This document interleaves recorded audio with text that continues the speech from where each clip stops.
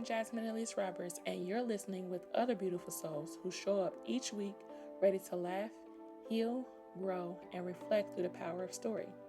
Around here, we believe joy is sacred, healing is sacred, and the everyday moments Yah uses to teach us are sacred too. Each episode is a little journey, some funny, some tender, all rooted in faith and truth.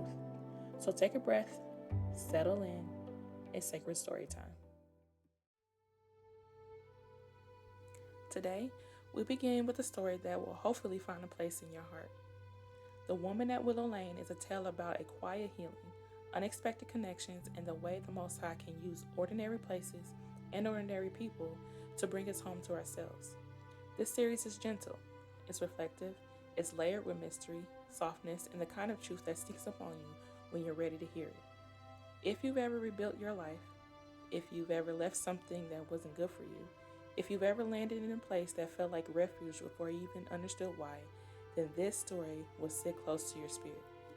Breathe, relax your shoulders, and let your mind unclench. We're stepping into Willow Lane, a street where healing is hidden in unexpected corners, and where every woman who arrives carries a story worth unfolding.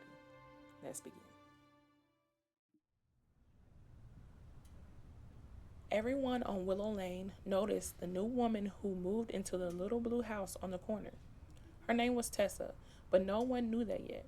They only saw the way she carried things. Quiet, gentle, like every box she unpacked had a memory she wasn't ready to talk about. Her neighbor, Miss Elaine, an older woman with silver hair and a louder personality than her tiny dog, took it upon herself to be the unofficial welcome committee.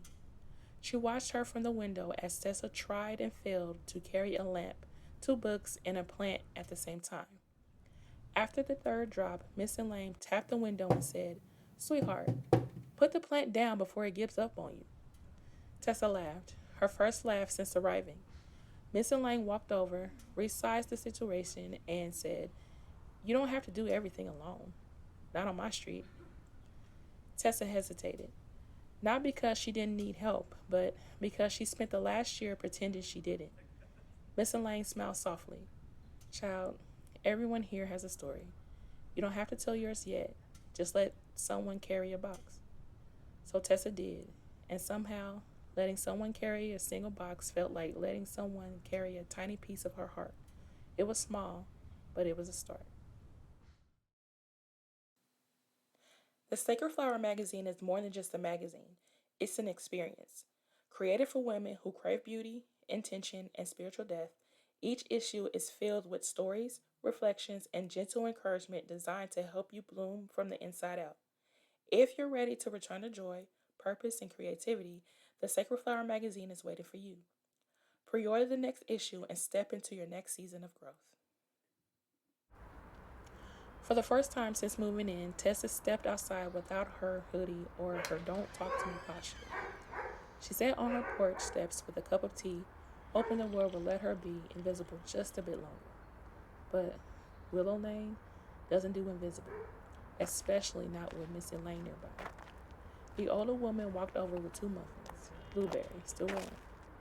"Peace offering," she said, "for yesterday, and for whatever else life has thrown at you that nobody else knows about yet." Tessa hesitated. Then she took one. They sat in silence for a while. It wasn't uncomfortable, more like the kind of quiet that comes before a truth rises.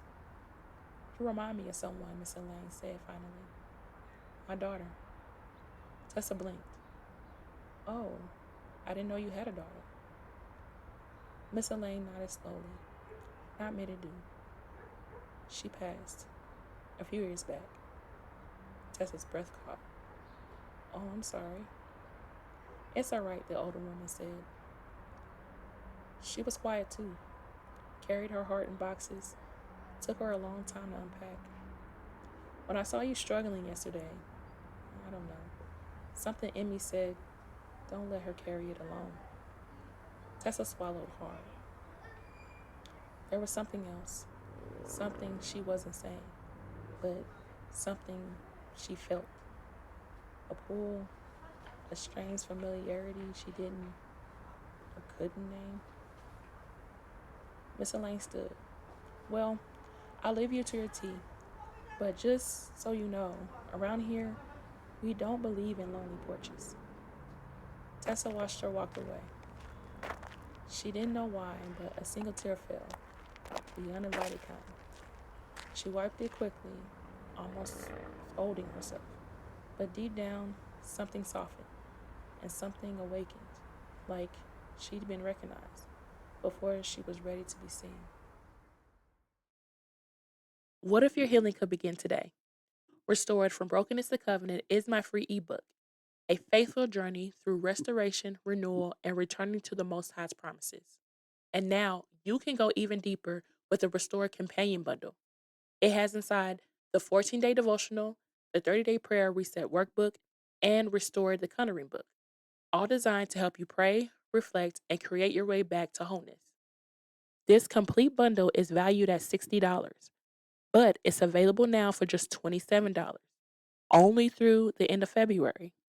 Download your free ebook and grab the full bundle today at sacredflowermag.com or click the link in the description. Because healing isn't just a moment, it's a covenant.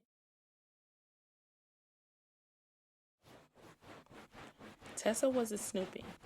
She was cleaning. Or at least, that's what she told herself. The little blue house had decades of dust tucked in the corners, and she wanted a fresh start. She wanted things to feel hers. But while cleaning the top of a shelf of a hallway closet, something slipped from behind a stack of old documents. A sealed envelope, yellowing edges, no stamp, just the name. For the next woman who lives here. Her stomach dropped. She sat on the floor staring at it. She shouldn't open it, right? But her name wasn't on it. Then again, wasn't it? She opened it slowly. Inside was a short letter, handwritten in blue ink. If you're reading this, then you found this house the way I did, running from something I couldn't name yet. This house will try to heal you, if you let it. The people here too.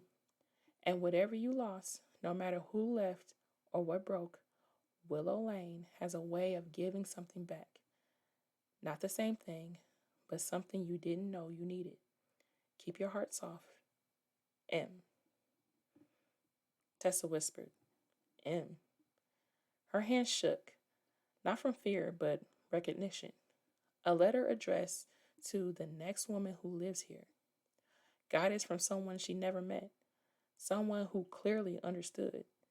And suddenly, Tessa didn't feel like she'd chosen this house. She felt like the house had chosen her. She folded the letter and placed it back in the envelope.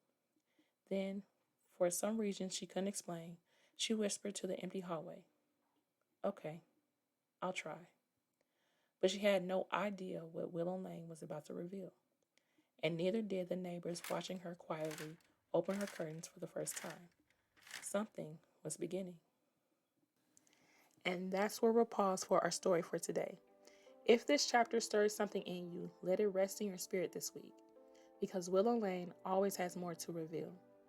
We're building this world piece by piece, healing by healing, moment by moment, together. Join me right here next week for the next chapter of The Woman at Willow Lane. Until then, stay soft, stay hopeful, and stay open to the quiet ways the Most High is speaking. I'm Jasmine Elise Roberts, and this has been Sacred Storytime, and I'll meet you in the next chapter.